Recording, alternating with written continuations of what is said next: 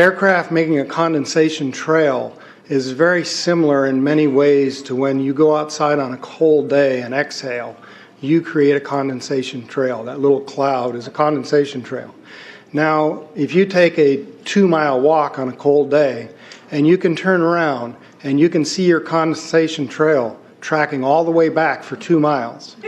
That's how crazy it is to think that what we're looking in the sky is actually condensation trails. The contrails, not the chemical, the contrails occur because of cold air, minus 30. It takes high altitude, around 30,000 feet plus. There's carbon dioxide and water vapor in that exhaust. That turns to ice crystals, and that's what you see, the white stream behind it. Those white crystals of ice warm up, dissolve, and the smoke goes away. And it never lasts more than a minute. What we're seeing now, and I first could not believe it, and I started looking at the skies, and these are not normal. They're not natural. There's something going on. I don't know who it is or why they're doing it. All I can testify is it's not natural and it's not normal. It's got to be some outside influence doing that. Thank you. I'm here to give you testimony that chemtrails, they're not contrails, are indeed real. They're spraying almost every day. I watch the clouds and watch the spraying program going on. I want to tell you that we're in very great danger from the pollution that's coming down over us. And we've been led astray by the military-industrial complex, and they're responsible for the cloud's creation and weather manipulation programs. They're dark operations. That's why they're not out in the media. I look around and I see people are starting to look up and see this. Many times I've spoken about chemtrails, and I get this blank look on my face. What are you talking about? I'm saying, look up. As a pilot, before I fly, I look up. And so, boy, they're really out there working.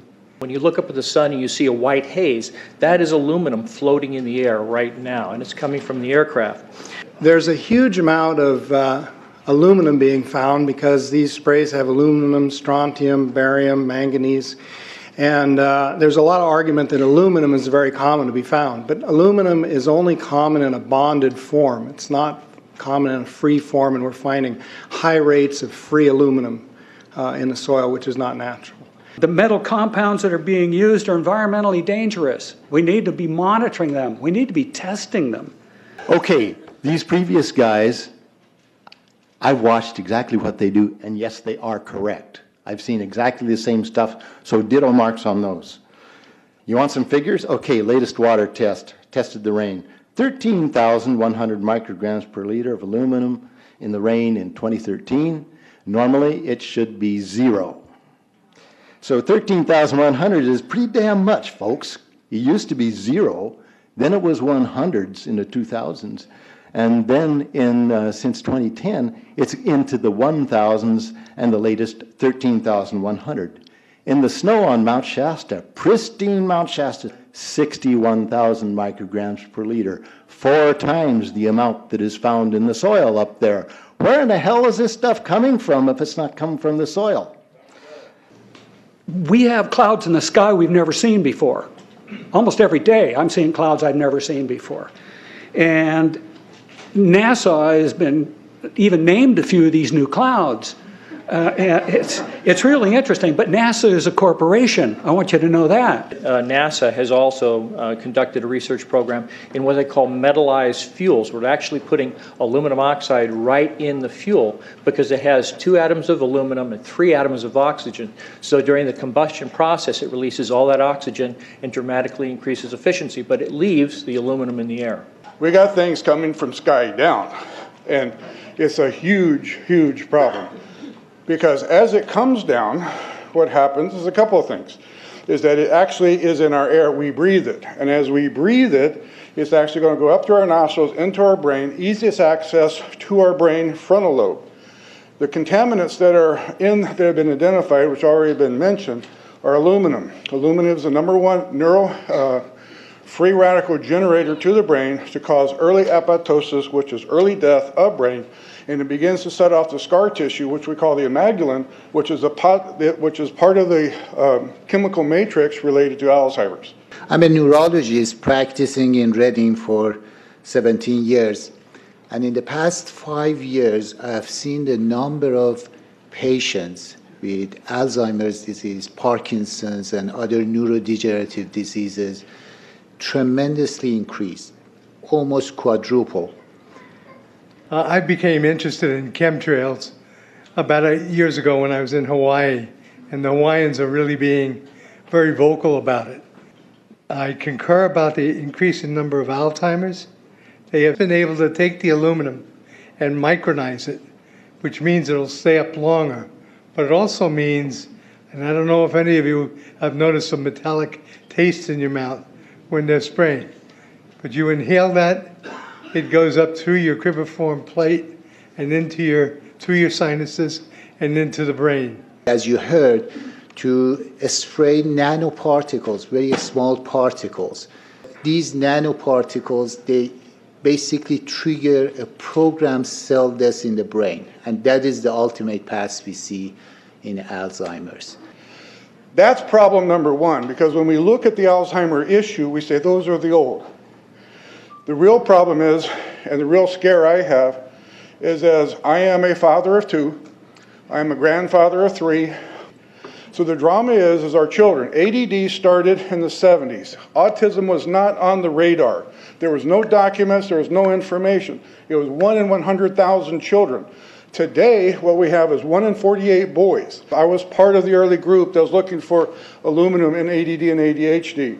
And all of those children that started to develop those phenomena had high levels of aluminum. When we figured out protocols to detox them out, to free the body of those particular contaminants, what happened is that their brains came back. When we do this to the age, it doesn't come back as quick, but it will come back. But I'm seeing Alzheimer's in 56 years old. Back in the 70s, Alzheimer's when you were 80. If you remember 8 to 10 years ago, there was this big move to get rid of aluminum from underarm deodorant because it would cause Alzheimer's.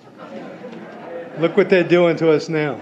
I want to give you a little bit of history on the background behind nanoparticles has been described before. A nanometer is 1/1000th of a meter.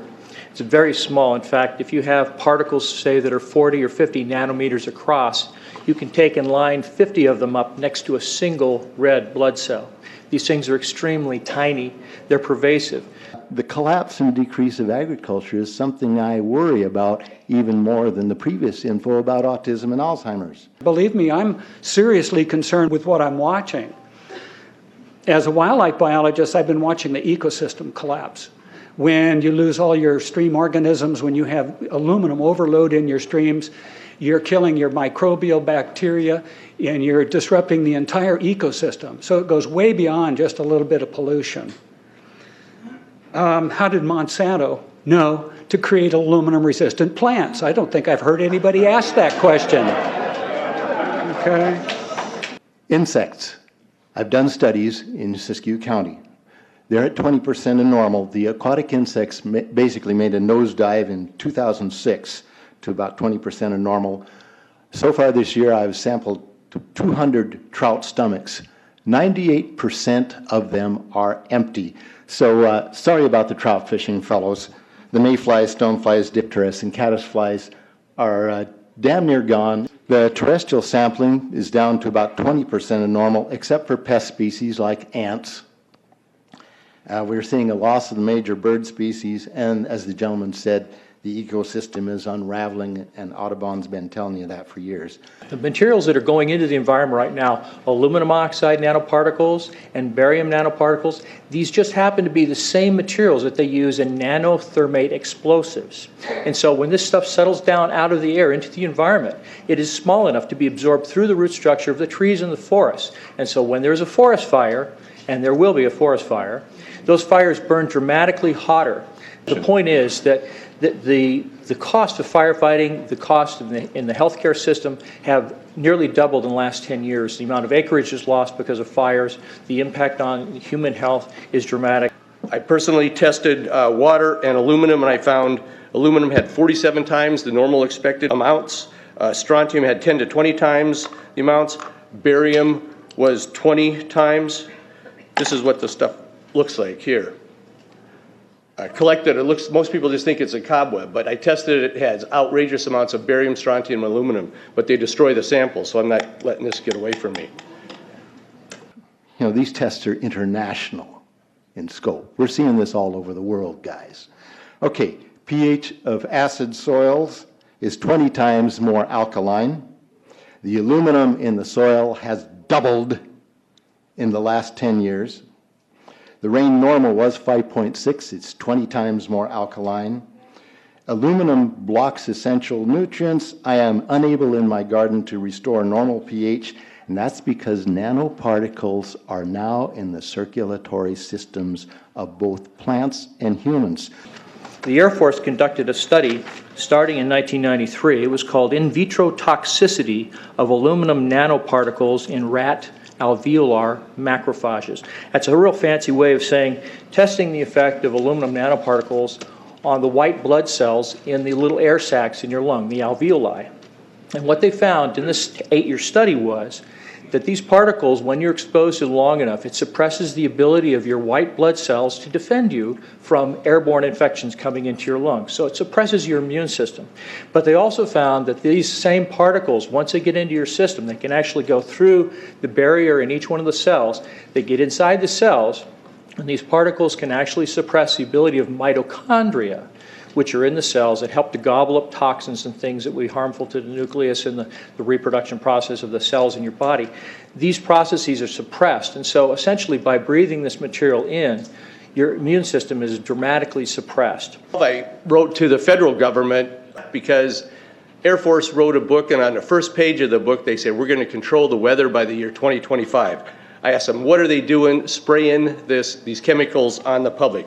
I said, there's violation of United States Code 50 USC 1520, which prohibits the American government from experimenting on the U.S. citizens with chemical agents.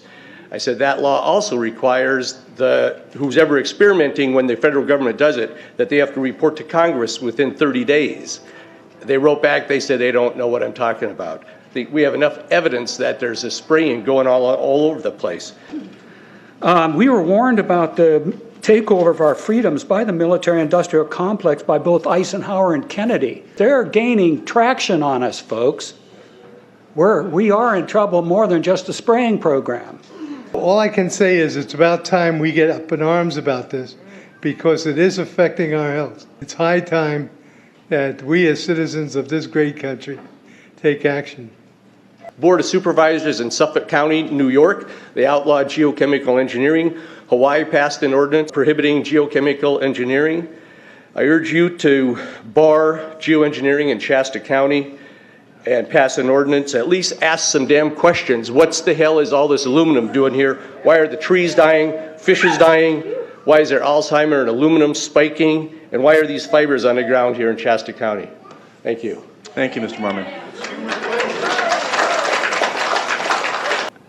Today, the Shasta County Board of Supervisors has been the beneficiary of some sincere, passionate, and knowledgeable comments. And I thank you for those.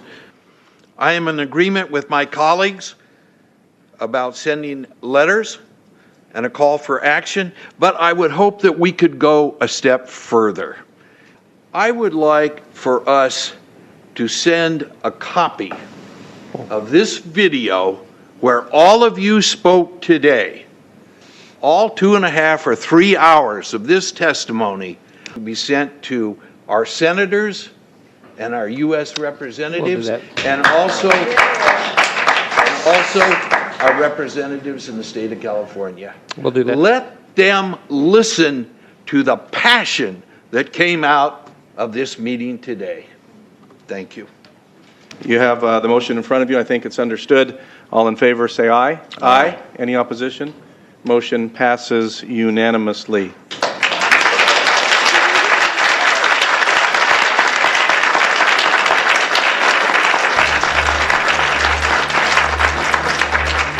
It wouldn't surprise me at all if the response is one that exceeds far the boundaries of Shasta County in terms of the platform that is offered, as evidenced by those who attended today from around the world. That's very impressive.